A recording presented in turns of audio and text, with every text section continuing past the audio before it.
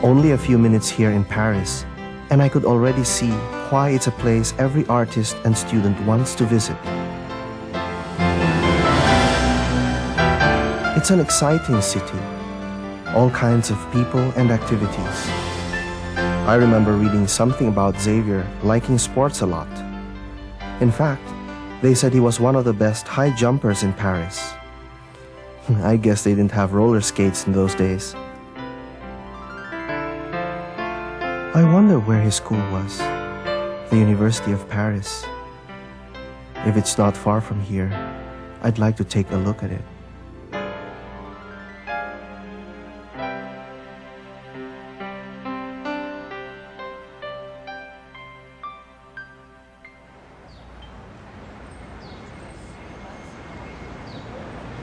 It wasn't hard to find. Just following students led me to the university and its famous college, the Sorbonne.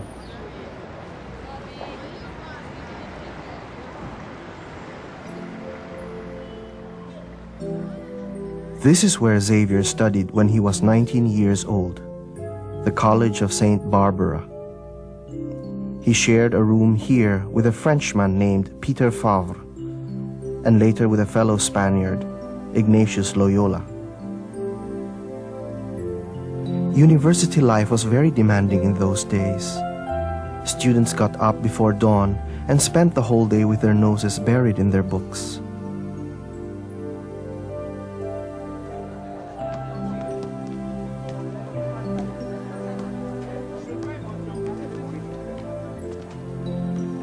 Well, I guess times have changed.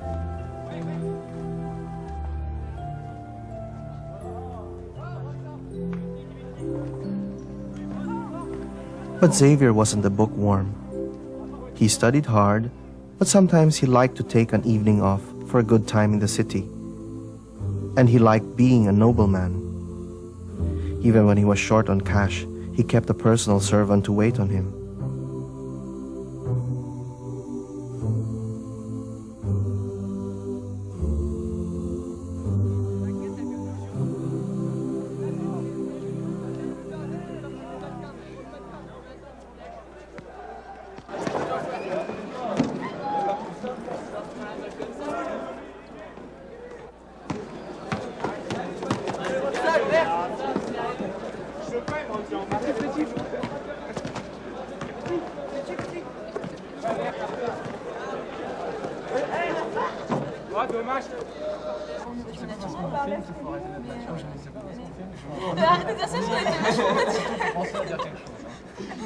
On a compris.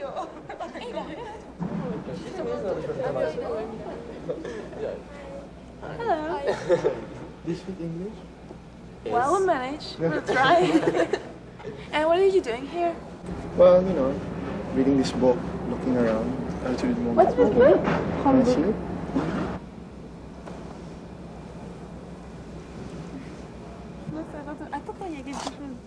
Oh! St. Francis Xavier. Yeah, right. You know him? I know him by heart. He was a patron of my school. Oh, really? Yeah. That's funny. And what did you do in St. Francis Xavier?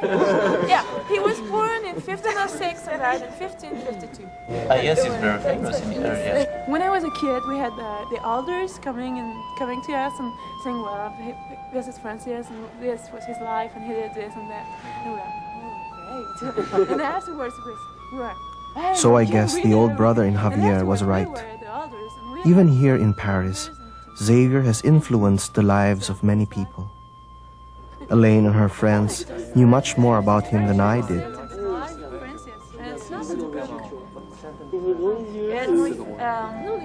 Francis, Inya speaking to Francis, saying, look, here you have Calvin, the memorial that is in form. Here you have Francis Xavier, the one we're looking for. He traveled, he went power and so on. He's really handsome. I know he's looking so. And here you have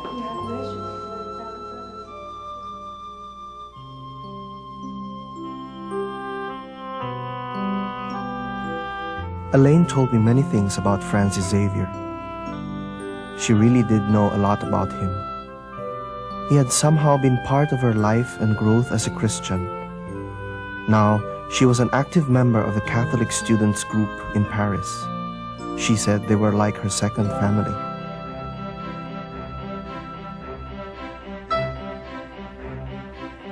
I liked Elaine a lot. She was lively and friendly, and she'd started to share a few things with me. I felt she liked me too. I wanted to spend some time with her, but her friends had made other plans.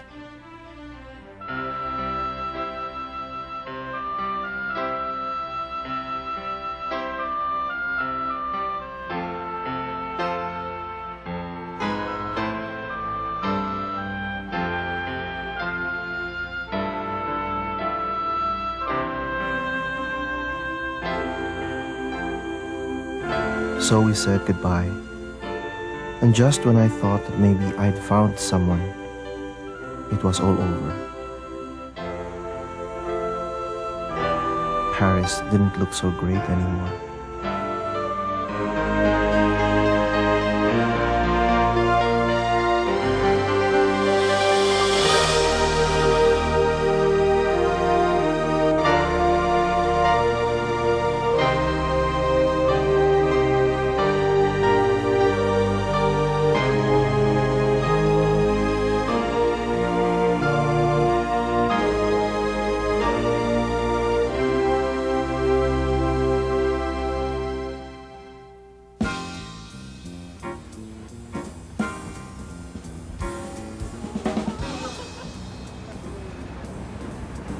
Paris at night is interesting, that's for sure.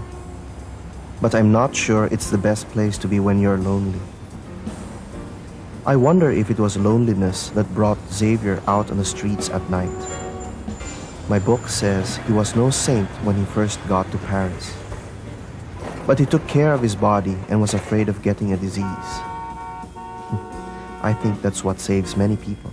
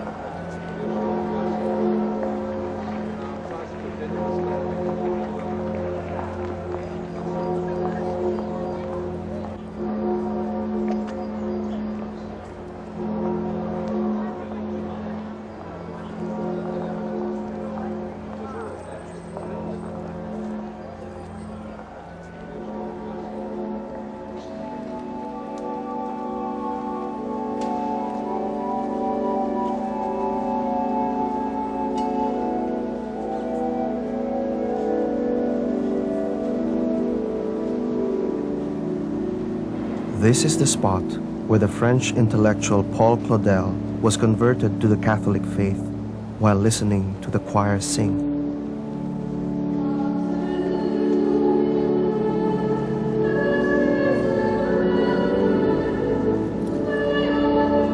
Elaine had told me it was Saint Ignatius Loyola who converted Xavier to his new way of life. I wonder if it happened suddenly, like Claudel's, or gradually, like the melting of these candles.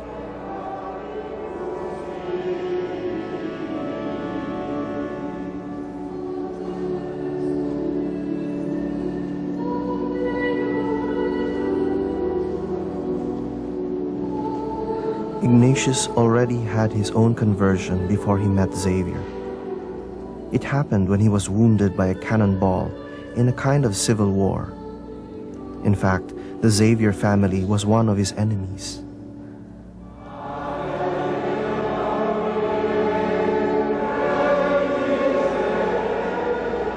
After his injury, Ignatius changed radically.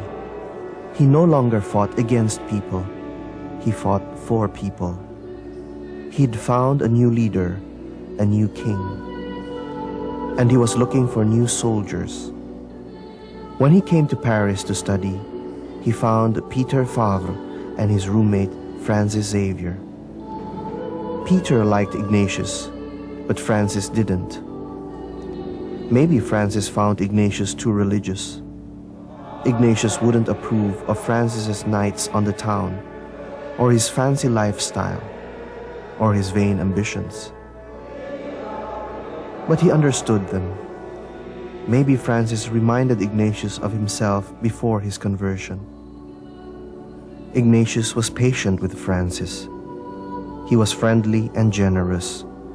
When Francis was short on cash, Ignatius, who had practically nothing, offered him money. And gradually it happened. Francis began to see something special in Ignatius, something he wanted for himself, a happiness that was there even during suffering, and a freedom to give and to share everything.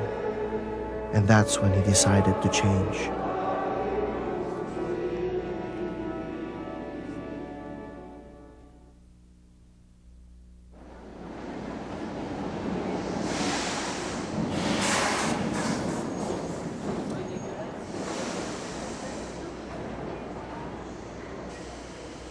Changing isn't easy.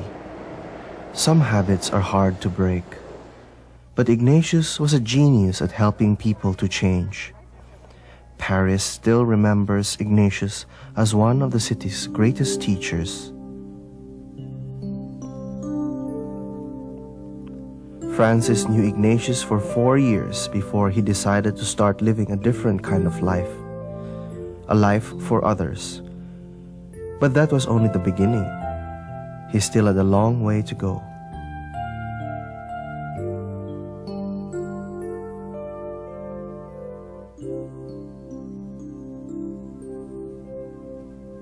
Ignatius helped Xavier. He led him step by step. He taught him to pray. He taught him to control himself. He took him through a special long retreat called the spiritual exercises. But Xavier still had the same old habits and temptations.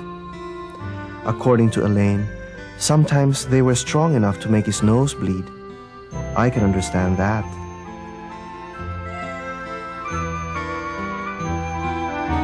Finally, Xavier and Ignatius, Peter Favre, and 4 of their friends made a decision.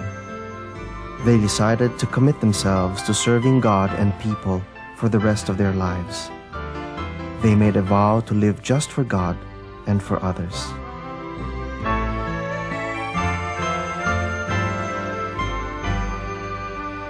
Elaine said they took those vows in Paris, in a chapel somewhere near this hill. She gave me the address. I'm going to try to find it.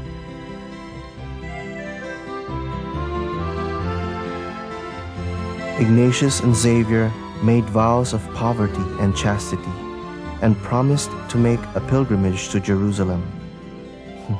I could handle the last one, but the first 2? Anyway, according to Elaine, the vows didn't work any magic on Xavier. He still had many of his old defects.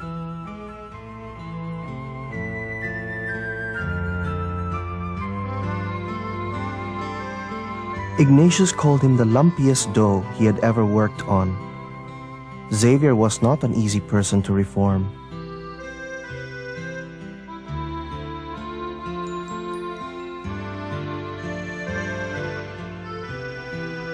I wish changing was as easy as drawing a picture of what you want to be.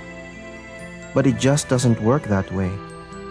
For Xavier, it was a long process of getting to know himself, who he really was, and what he was capable of becoming. I wish I knew that about myself. I feel like I'm just beginning. I'm still trying to find out who I am.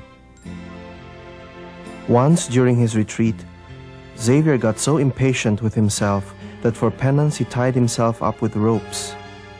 His friends had to come and let him loose. I'd probably have to tie myself to a chair to get through a long retreat. I can hardly sit still for this sketch.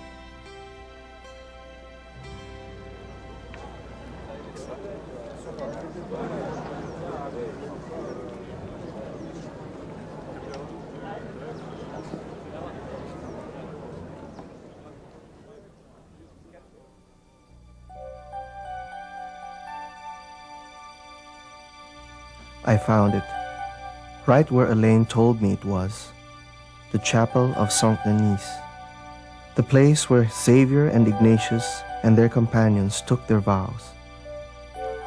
This is the spot where they made their decision to live for others.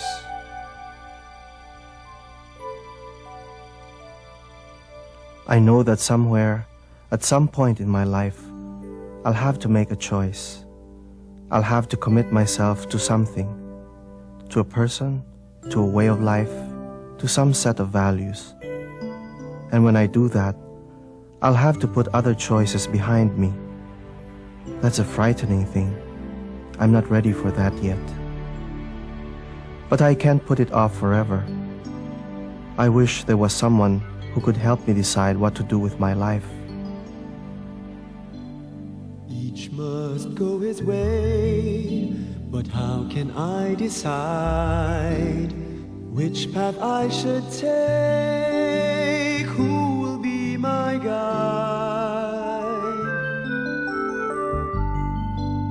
I need some kind of star to lead me somewhere far, to find a higher dream in the greater scheme of things. The road before me bends. I don't know what I'll find. Will I meet a friend or ghost I've left behind? Should I even be surprised that you're with me in disguise? For it's your hand I have seen in the greater scheme of things. I think I'll follow the voice that calls within. Dance to the silent song it sings. I hope to find my place, so my life will fall in place. I know in time I'll find my place.